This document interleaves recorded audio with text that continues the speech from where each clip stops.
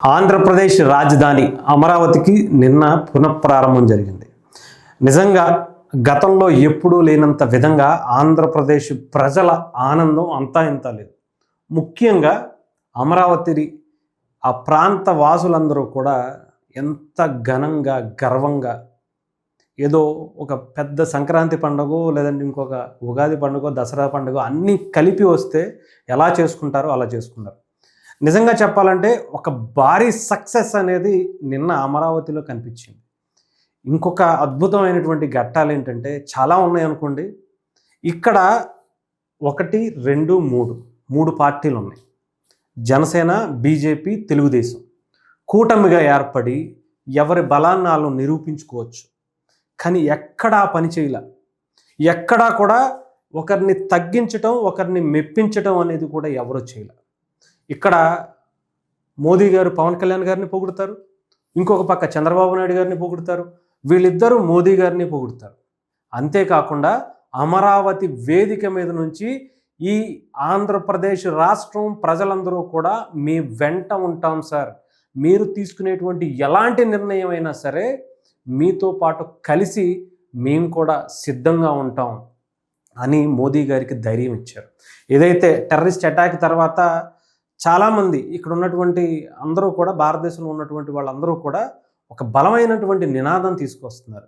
ఇక్కడ ఉన్నటువంటి ఎవరైతే ఇతర దేశాల వాళ్ళు ఇక్కడికి వచ్చి వలసదారులుగా ఇక్కడ ఉన్నటువంటి వాళ్ళని బయటికి పంపించాలని, టెర్రరిస్ట్ అనే పేరు కూడా ఈ దేశం కాదు ప్రపంచంలో కూడా లేకుండా చెయ్యాలి అని, పాకిస్తాన్ అనే పేరుని ఎరైజ్ చేసేయాలి అనే విధంగా చాలా బలమైనటువంటి ప్రణాళికతో మోదీ గారు ఒక పక్క దానికి సంబంధించినటువంటి వ్యూహాలు రచిస్తుంటే ఆ టైంలో కూడా అమరావతికి రావటం, వచ్చిన తర్వాత అమరావతి గురించి మాట్లాడడం, అలాగే ఇక్కడ ఉన్నటువంటి జనసేన అధినేత పవన్ కళ్యాణ్ గారు డిప్యూటీ సీఎంగా, ముఖ్యమంత్రిగా నారా లోకేష్ గారు కావచ్చు, ఇంకొకళ్ళు కావచ్చు, అందరూ కూడా ఒకటే మాట, అమరావతి బాగుంటుంది, అమరావతితో పాటు దేశం బాగుండాలి, దేశం గర్వించదగ్గ రాజధాని మనం అమరావతిలో నిర్మించుకోబోతున్నాం, అలాగే మన మోదీ గారికి ఈ టైంలో మోరల్గా సపోర్ట్ ఇవ్వాలి అని చెప్పడం ముగ్గురు నాయకులు చేసినటువంటిది.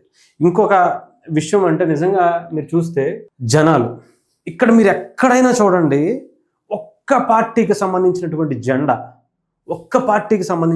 జెండా కూడా కనిపించదు. ఇక్కడ అమరావతి రైతులు వాళ్ళు పచ్చగా ఏమంటారు గ్రీన్ కలర్ టవల్స్ వేసుకుని వాళ్ళు వచ్చారు. మిగతా ప్రతి ఒక్కరి చేతిలో కూడా దేశపు జెండా, 3 రంగుల మువ్వెన్నెల జెండా రెపరెపలాడుతూనే కనిపించింది. ఇది నిజంగా హైఫీస్ట్ అనాలి. నిజంగా ఎవరు ఎక్స్పెక్ట్ చేయాల.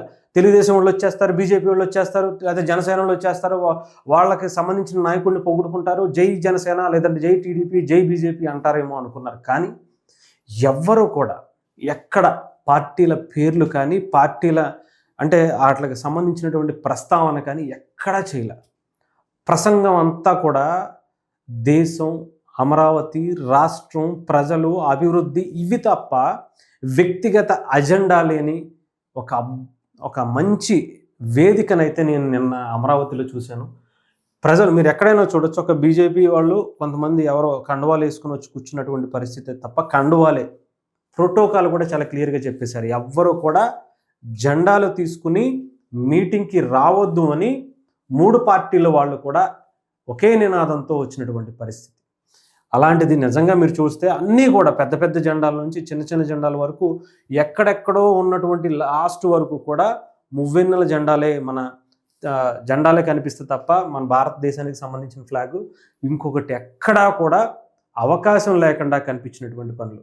నిజంగా ఇది కదా కావాల్సింది, ఇలాంటి యూనిటీ కదా కావాల్సింది.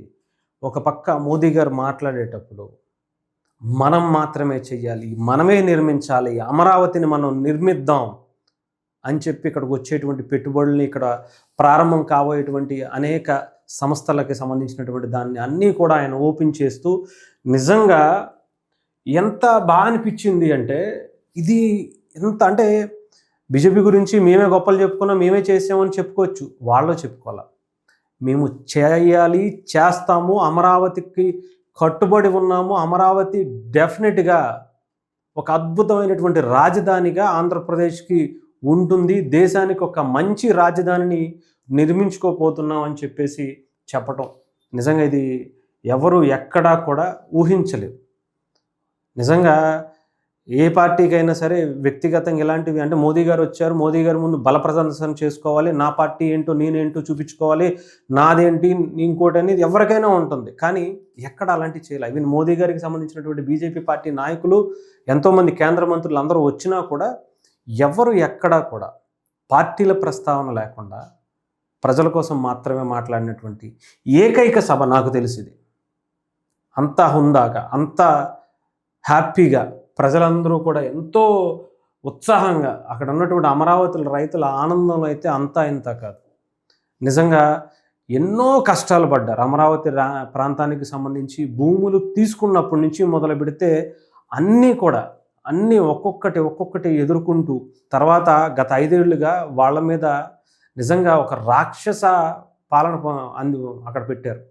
144 సెక్షన్ అంటారు. వాళ్ళ ఇళ్ల నుంచి బయటికి రానివ్వరు. లేడీస్ని అరెస్టులు చేసి కేసులు పెట్టి ముసలి వాళ్ళ మీద, వికలాంగుల మీద కేసులు పెట్టి జగన్మోహన్ రెడ్డి గారు పైచాచిక ఆనందం పొందితే వాళ్ళు ఎక్కడా భయపడకుండా బయటకు వచ్చి ధర్నాలు చేసి వాళ్ళ ఉనికిని, అమరావతిని మేము ఇంత కష్టపడి మా ప్రాంతం నుంచి మేము ఏదో బాగుంటుంది, దేశానికి రాష్ట్రానికి మంచి అభివృద్ధి జరుగుతుంది అని చెప్పి ఒక రాజధానికి వాళ్ళ స్థలాలు ఇస్తే అయినా కూడా దాన్ని పక్కన పాడేసి ఇంకొక చోటకి వెళ్తా 3 ముక్కలాట ఆడుకుంటా అని చెప్పి జగన్మోహన్ రెడ్డి గారు చేసిన దాన్ని నిజంగా అమరావతి ప్రాంత ప్రజలు కూడా చాలా బలంగా ధీటుగా నిలబడ్డారు. చాలా గర్వంగా చెప్పుకోవచ్చు. నిజంగా అమరావతి ప్రాంత ప్రజల, ముఖ్యంగా అక్కడ ఉన్నటువంటి మహిళలు అందరూ కూడా రోడ్ల మీదకు వచ్చి వాళ్ళ బలంగా నిలబడ్డారు. భయపడకుండా ధైర్యంగా నిలబడ్డారు. కేసులు పెట్టుకో, ఏమైనా పెట్టుకో, మేము ముందుండి పోరాడతాం, అమరావతి రాజధాని అయ్యే వరకు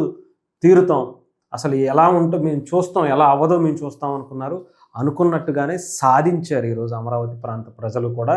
నిజంగా ఇక్కడ ఉన్నటువంటి మహిళలు చూశారు మీరు, అసలు వాళ్ళ ఆనందం అంతా ఇంత కాదు. ఏదేమైనా సరే ఒక అద్భుతమైనటువంటి వేదికని సూపర్ సక్సెస్గా ఇంతమంది జనాలు ఇంత మంటుటెండలో ఎలా వస్తారు ఏంటి అనుకున్నారు. కానీ నిజంగా చెప్పాలంటే ఇక్కడ ఉన్నటువంటి ప్రజలు కమిట్మెంట్కి హ్యాట్స్ ఆఫ్ చెప్పాలి. ఆంధ్రప్రదేశ్ రాజధాని కావాలి అని కోరుకుని చాలా బలంగా నిలబడినటువంటి అమరావతి ప్రజలకు హ్యాట్స్ ఆఫ్ చెప్పాలి. ఏదేమైనా ఒక గొప్ప రాజధానిగా ఉండాలని అమరావతి కోరుకున్నాం. చాలా త్వరితగతిన పూర్తి చేసి ఆంధ్రప్రదేశ్కే కాదు దేశానికి కూడా ఒక అద్భుతమైనటువంటి రాజధానిని ప్రపంచానికి పరిచయం చేయాలని కోరుకున్నాం.